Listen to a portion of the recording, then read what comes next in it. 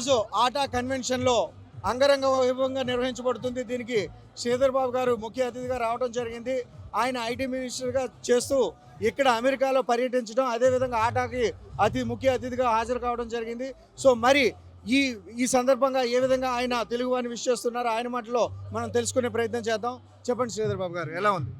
ఈరోజు అట్లాంటాలో జరుగుతూ ఉన్న ఆట సమావేశానికి మరి రాష్ట్ర ప్రభుత్వం తరఫున మమ్మల్ని పిలిచినందుకు హృదయపూర్వకంగా ఆటా నిర్వాహకులందరికీ, ప్రెసిడెంట్ గారికి అందరికీ కూడా కృతజ్ఞతలు తెలియజేస్తూ ఈరోజు అమెరికాలో స్థిరపడి వివిధ స్థాయిలో ఉన్న మన తెలుగు వారి అందరికీ, మా అక్కలకి, చెల్లెలకి, అన్నలకి, తమ్ములందరికీ ఈ ఆటా సమావేశాల సందర్భంలో వారికి శుభాకాంక్షలు తెలియజేస్తూ మరి ఈరోజు రాష్ట్రానికి సంబంధించి నేను కానీ మా సహచర మంత్రివర్గ సోదరులు కోమటిరెడ్డి వెంకటరెడ్డి గారు రాష్ట్ర ప్రభుత్వ ప్రతినిధులుగా, మరి ముఖ్యమంత్రి గౌరవ రేవంత్ రెడ్డి గారి మరి నాయకత్వంలో ఈరోజు ఇక్కడ ఉంటున్న మన తెలుగు వాళ్ళందరికీ కూడా తెలంగాణ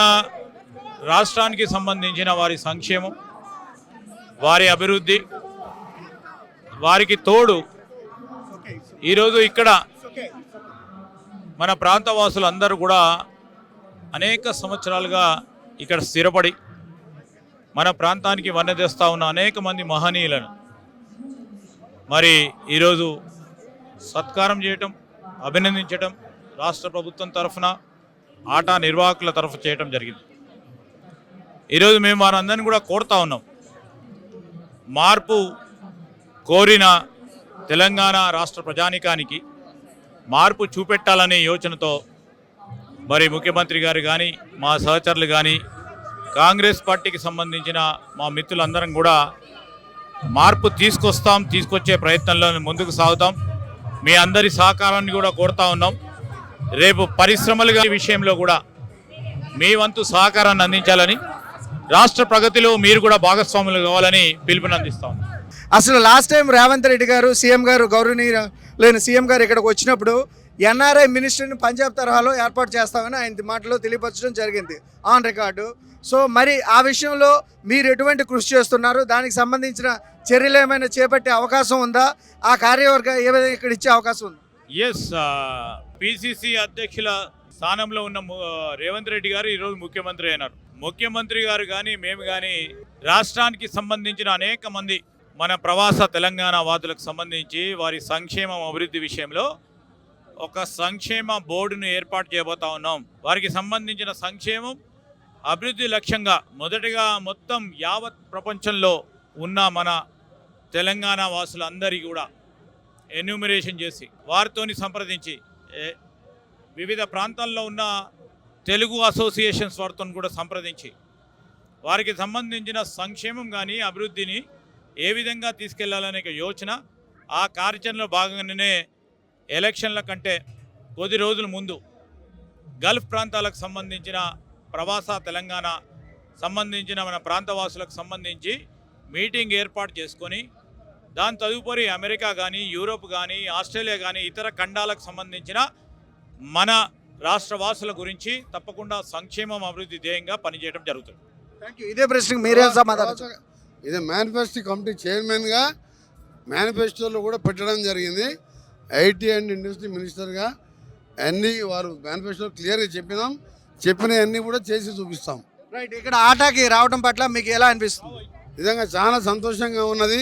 మా సొంత గ్రామానికి వెళ్ళినట్టు, దసరా పండుగకు గ్రామాలకు వెళ్ళినప్పుడు, సంక్రాంతికి తెలంగాణ తెలుగు ప్రజలైన గ్రామాలకు వెళ్ళిన వాతావరణంలాగా అందరం చూస్తుంటే చాలా సంతోషం ఉంది. ఆటా ఏర్పడి 34 సంవత్సరాలు, ఎవ్రీ 2 ఇయర్స్కి ఒకసారి ఈరోజు మీరు ఆటా సెలబ్రేషన్ చేసుకుంటారు.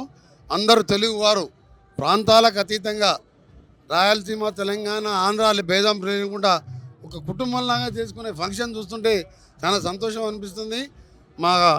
మా డియర్ ఫ్రెండ్ శ్రీధర్ బాబు గారు ఐటీ అండ్ ఇండస్ట్రీ మినిస్టర్గా అమెరికా తొలి పర్యటనలోనే వారు కొన్ని చారిత్రాత్మకమైన కార్యక్రమాలు తీసుకోబోతున్నారు. మీ అన్నీ కూడా ప్రవాసాంధ్రులకు కూడా వారికి ప్రత్యేకంగా ధన్యవాదాలు తెలియజేసుకుంటూ హైదరాబాద్ అభివృద్ధిలో వాళ్ళ పాత్ర మరవలేనిది.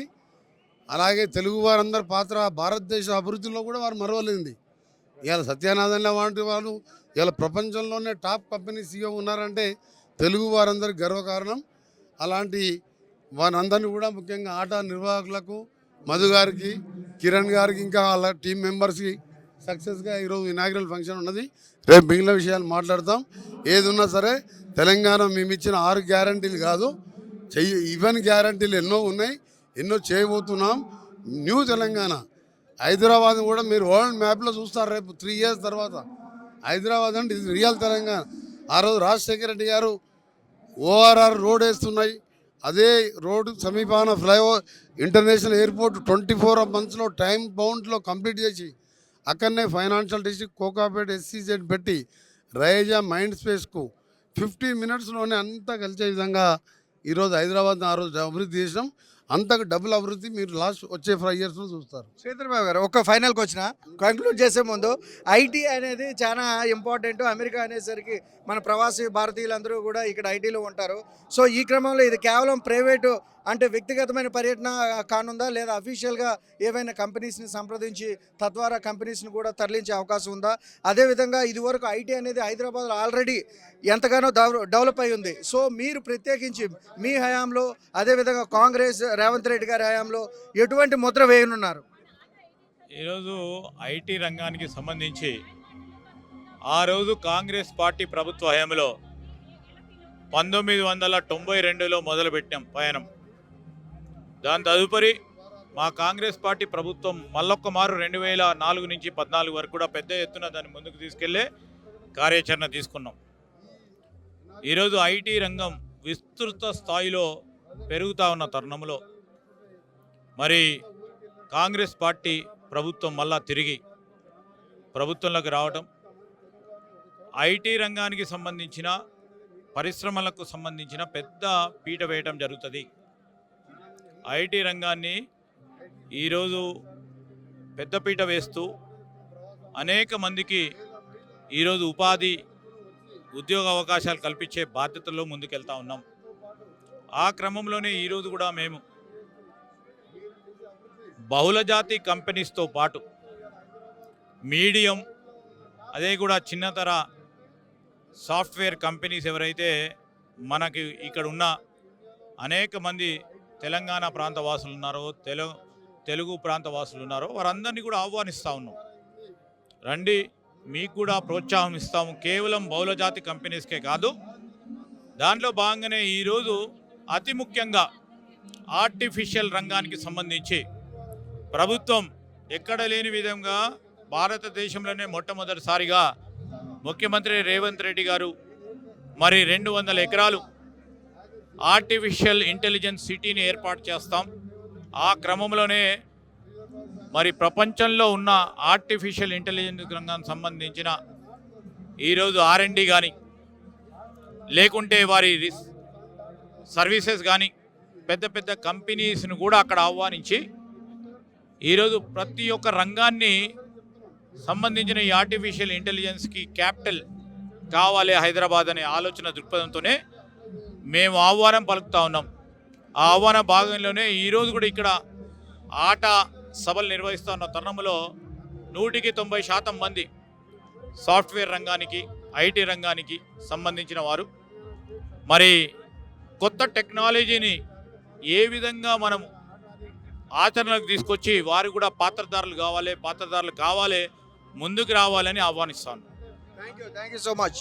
సో చూశారు కదండి, ఇక్కడ శ్రీధర్ రెడ్డి గారు ఇరువురు కూడా మాట్లాడుతూ ఆటా సమక్షంలో జరుగుతున్న ఈ ఫంక్షన్ ఎంతో ఘనంగా అంగరంగ వైభవంగా జరుగుతుంది. సో వేలాది మంది అటెండ్ అయిన ఈ ఫంక్షన్లో ఖచ్చితంగా తెలుగు వారు అందరూ కూడా కేవలం తెలంగాణ ప్రాంతం అని కాకుండా, ఆంధ్ర అని కాకుండా ప్రతి తెలుగు వారు అందరూ కూడా ఇక్కడ జరుపుకుంటున్న ఈ విధానాన్ని వాళ్ళు ఎంతగానో కొనియాడారు.